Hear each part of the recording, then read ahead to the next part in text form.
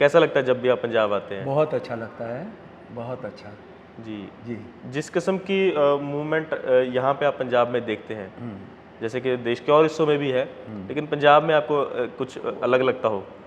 बहुत इतिहास है ना उसका, गदरी बाबू का है, जी। फिर उसके बाद भगत सिंह, राजगुरु, सुखदेव, फिर उसके बाद ये देश जानता नहीं है कि काला पानी की जेल में सबसे ज़्यादा जो बंदी थे वो पंजाब से थे। ये लोग नहीं जानते हैं।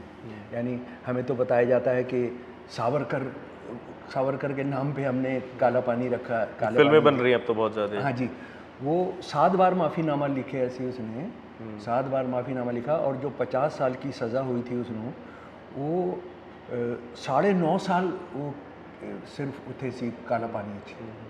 हाँ, इस देश को पंजाब को भी जानना चाहिए। जो साथी जानते हैं उन्होंने आगे आने वाली जनरेशन्स के साथ साझा करना चाहिए कि लगभग 60% जो थे वो पंजाब से थे।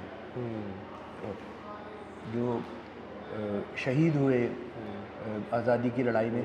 मैं अंग्रेज़ों के ख़िलाफ़ की बात की लड़ाई की गल नहीं कर रहा, मैं 1857 की गल कर रहा। आमतौर पर ये समझा जाता है कि सिखों ने 1857 में साथ नहीं दिया। झूठ है, और बदकिस्मती से सिख इतिहासकारों ने भी उस झूठ को मान लिया, क्योंकि अंग्रेज़ों ने उसको चलाया कि देखो सिख तो हमारे साथ थे।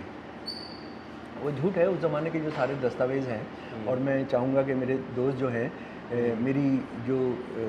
मेरा एक मुख्य काम है 1857 में सिख विद्रोही, वो पंजाबी भी है, वो अंग्रेजी में है। काफ़ी किताबें आपकी पंजाबी में आई हैं। हाँ, पंजाबी। जी जी जी जी। तो अब मैं थोड़ा ये जानना चाहूँगा, जब आप देश के राजनीतिक माहौल को देखते हैं, फिर चाहे दुनिया भर में जो राइट विंग है वो राइज पर है, इसका क्या मुख्य कारण है? देश की अगर बात करें, बीजेपी का, आरएसएस का, राइट विंग का राइज क्यों देखा जा रहा है? ये असल में सारी दुनिया में जो कैपिटलिज्म को क्राइसिस हो रहा है ना, ये कैपिटलिज्म के क्राइसिस के सिम्टम्स क्या हैं, ये उसके नतीजे हैं।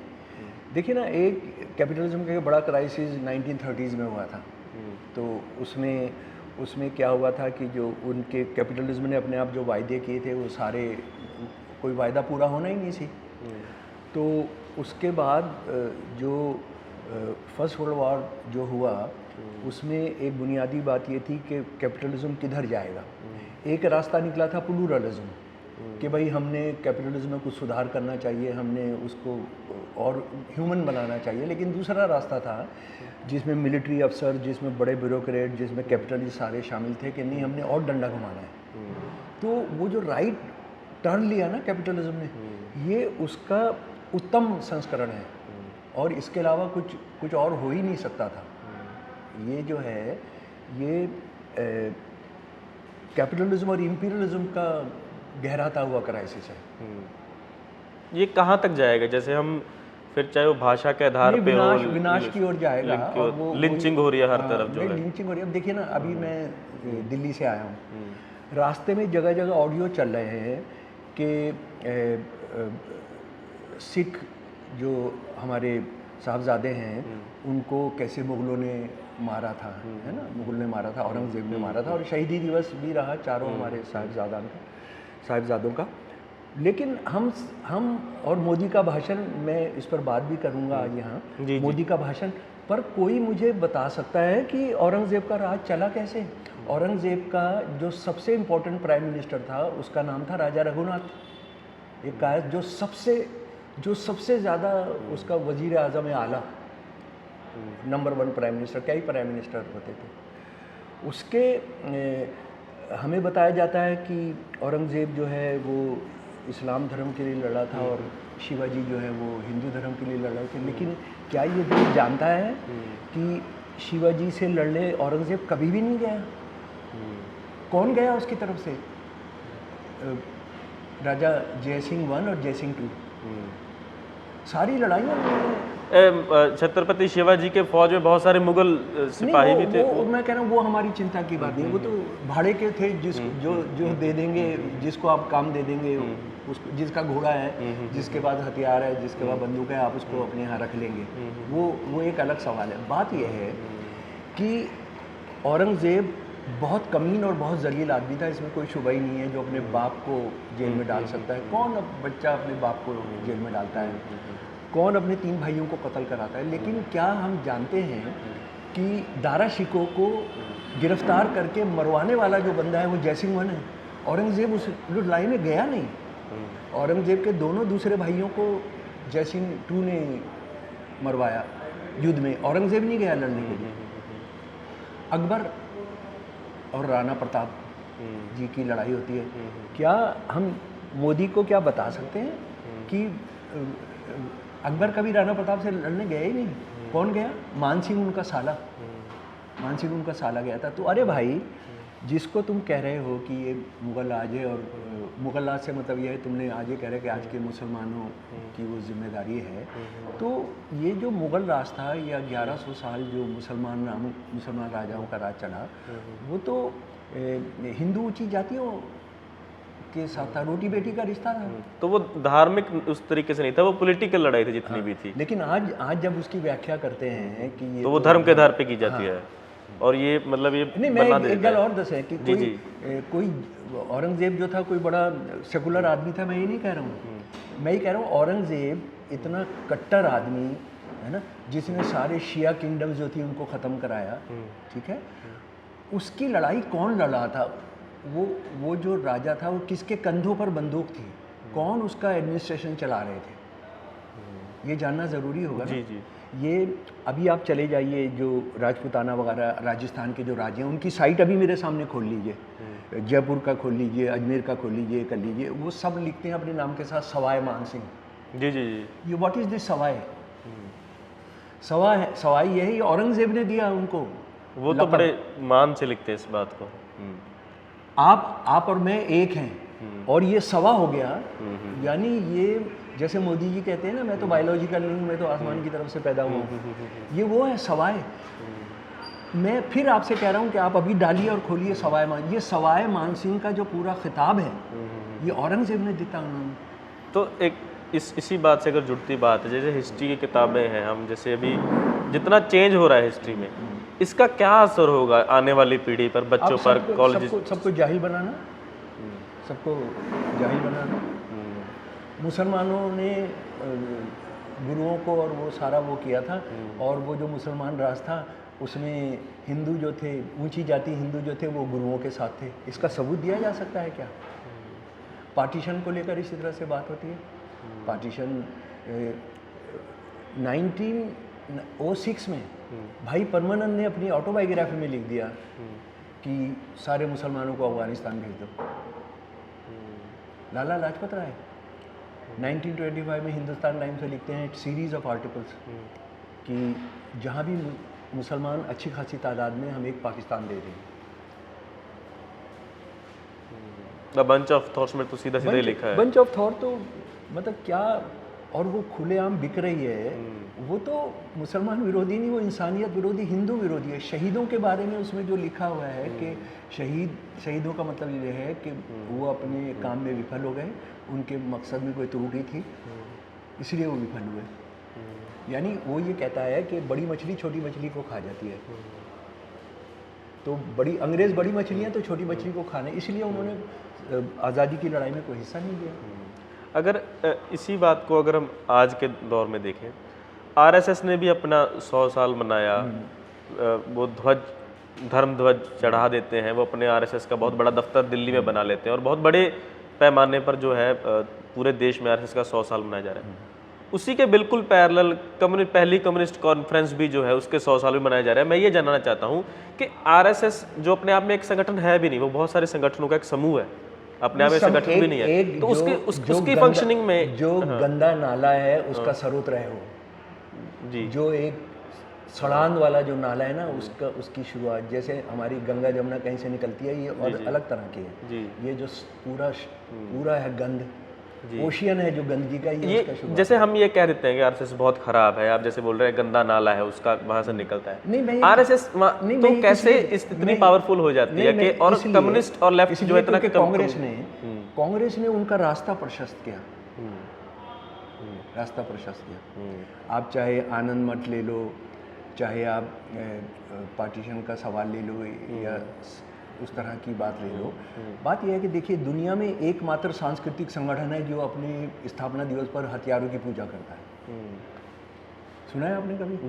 अच्छा, मुझे जो आरएसएस से जो प्रॉब्लम है वो ये प्रॉब्लम नहीं है कि वो तिरंगे झंडे को नहीं मानते हैं, वो तो बहुत सारे लोग नहीं मानते हैं, संविधान को नहीं मानते हैं, आपसी रिश्तों को नहीं मानते हैं। वो हिंदुओं के बारे में उनका क्या एजेंडा है, वो तो इस देश को जानना चाहिए ना, इस देश को जानना चाहिए। आप 26 नवंबर 1949 भारत का संविधान सभा संविधान बनाती है। 4 दिन के बाद वो ऑर्गेनाइज़र के अंदर एडिटोरियल लिखते हैं द कॉन्स्टिट्यूशन कि हमको ये नहीं चाहिए, मनुस्मृति चाहिए। मनुस्मृति क्या है? दोस्तों, जो इस देश को बचाना चाहते हैं अपने देश को, वो चैप्टर 1, चैप्टर 2, चैप्टर 9 आप डाउनलोड कर लीजिए और उसको पढ़िए।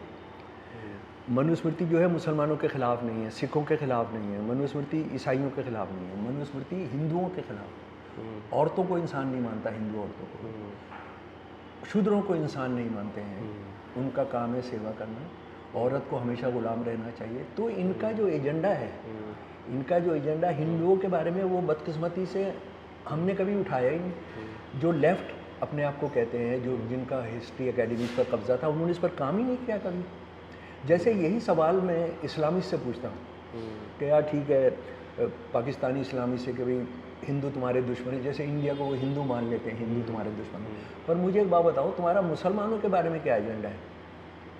पाकिस्तान की जेलों में 100 में से 90 औरतें जो बंद हैं, मुसलमान औरतें, वो शरीयत कानूनों के उल्लंघन के लिए बंद हैं।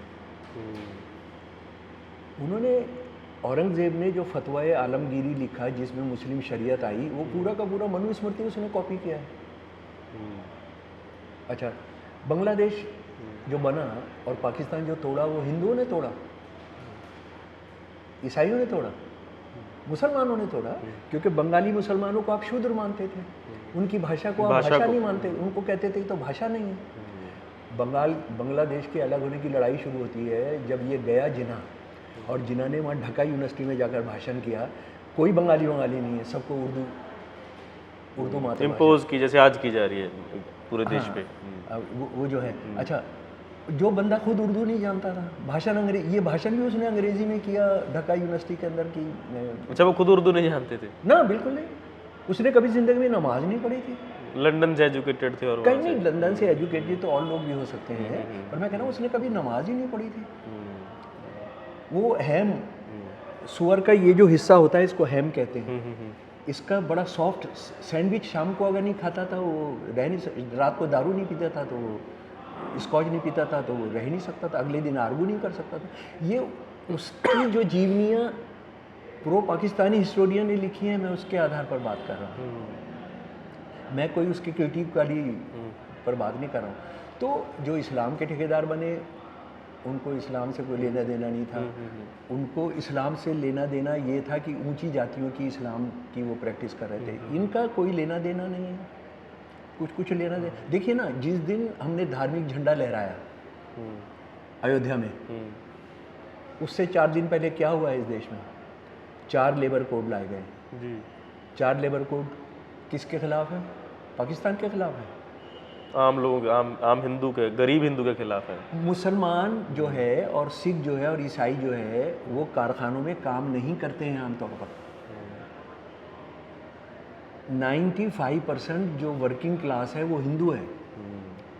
आप जब ये 4 कोड लेकर आते हैं तो ये 4 कोड किसके खिलाफ हैं? नरेगा स्कीम इतना बड़ा वो इशू, सारा उसको स्क्रैप कर दिया गया। पंजाब में तो मनरेगा इतना नहीं चलता है, बिहार के अंदर चलता है, बंगाल के अंदर चलता है, मध्य प्रदेश के अंदर चलता है, राजस्थान के अंदर चलता है। तो वो पाकिस्तान के खिलाफ एक्शन लिया है उन्होंने। ठीक है, हम बीच बाद में कल करेंगे क्योंकि मेरे को थोड़ी आवाज़ अपनी बचानी है।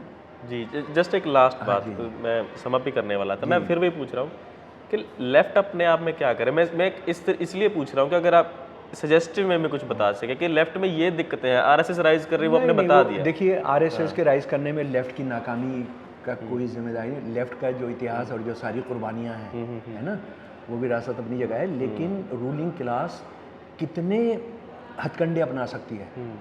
भाई लेफ्ट क्या करे? वो भी क्या लड़कियां सप्लाई करे मंत्रियों को? हाँ, क्या करे? उत्तराखंड में क्या हो रहा है? वो भी जातिवाद का इस्तेमाल करे। हालांकि बहुत सारी कम्युनिस्ट पार्टियां करती भी होंगी चुनाव में, मैं जानता हूँ इस बात को, वो करप्ट भी हो सकते हैं। लेकिन लेफ्ट, अगर आप लाल झंडे की पॉलिटिक्स की बात कर रहे हो, अगर आप मार्क्सवाद की बात कर रहे हो, तो आप इनकी वजह से हो गया नहीं, बल्कि कांग्रेस ने जो रास्ता डाला, कांग्रेस ने जो किया। देखिए, कोई सा भी इशू ले लीजिए जिसको आरएसएस ने भुनाया, ये सारा कांग्रेस की देन है। राम मंदिर, वंदे मातरम। वंदे मातरम आपको पता है ना, सबसे पहले स्कूलों में गाया जाएगा, ये आदेश किसने पास किया था? जो सबसे बड़ा कांग्रेस का एचआरडी मिनिस्टर माना जाता है, कपिल सिंह। अर्जुन सिंह। अर्जुन सिंह ने सबसे पहले किया था। अच्छा। और जब अटल बिहारी वाजपेयी आए थे तो उन्होंने कहा था इसको, ये नहीं चलेगा, इसको नहीं किया जाना चाहिए। राम मंदिर, ये अपना नागरिकता का जो कानून है, ये नागरिकता का कानून असम के अंदर कांग्रेसी मंत्रियों ने किया। तो कोई भी ऐसी चीज़, ये मनरेगा छोड़िए, ये जो पंचायतों के अंदर आपका 2 बच्चे से ज़्यादा होगा तो आप पंचायत चुनाव नहीं लड़ सकते, ये किसने नियम बनाया था? राजीव गांधी ने नियम बनाया था। तो एक इस पे एक लास्ट बात, एक और डिबेट होती है कि जो फासिज्म आ रहा है, अब कुछ लोग कहते हैं कि आप चुनाव में जाइए, आप चुनाव लड़िए, बीजेपी को हराइए। कुछ लोग कहते हैं कि नहीं, चुनाव में जाकर नहीं, ज़मीन के जो संघर्ष है उसमें जाकर आप बीजेपी को हरा सकते हैं। आपका क्या टेक है इस नहीं, पे? मुझे लग रहा है कि जिस तरह की घेराबंदी है उसमें बीजेपी के उससे तो आप चुनाव में नहीं जीत सकते हैं। बात यह है कि बड़े बड़े संघर्ष की भी भूमिका है, जो हमारा किसान आंदोलन, लेकिन ये छोटे छोटे संघर्षों से ही होगा। और मेरी एक और बात में थोड़ी भिन्न राय है कि आरएसएस ने फासिज्म जो है वो हिटलर मसोलिनी से सीखा, ये बिल्कुल झूठ है। ये ओरिजिनल फासिज्म है, जातिवाद ओरिजिनल फासिज्म है, ओरिजिनल रेसिज्म है। हिटलर मसोलिनी ने इनसे सीखा होगा, ये वहाँ से। जो कुछ लोग कहते हैं ना कि ये तो इतने ख़राब नहीं थे, जैसे हमारे लेफ्ट के बहुत इंटेलेक्चुअल इतने ख़राब नहीं थे, ये हिटलर मसोलिनी से इन्होंने सीख लिया। ये ओरिजिनल फैशिज्म है। ब्राह्मणिज्म इज़ ओरिजिनल फैशिज्म, और brahminism has nothing to do with common Brahmin. Common Brahmin के साथ तो ब्राह्मणिज्म ने क्या किया था उसका उदाहरण है गोस्वामी तुलसीदास, जिनको जब उन्होंने लिख दी अवधि में किताब रामचरितमानस, तो उनको मंदिर में नहीं जाने देते थे, वो मस्जिद में सोते थे। मांग के खाइबो, मस्जिद में सोइबो, लेवे के एक ना देवे के दो। ठीक है जी, शुक्रिया सर।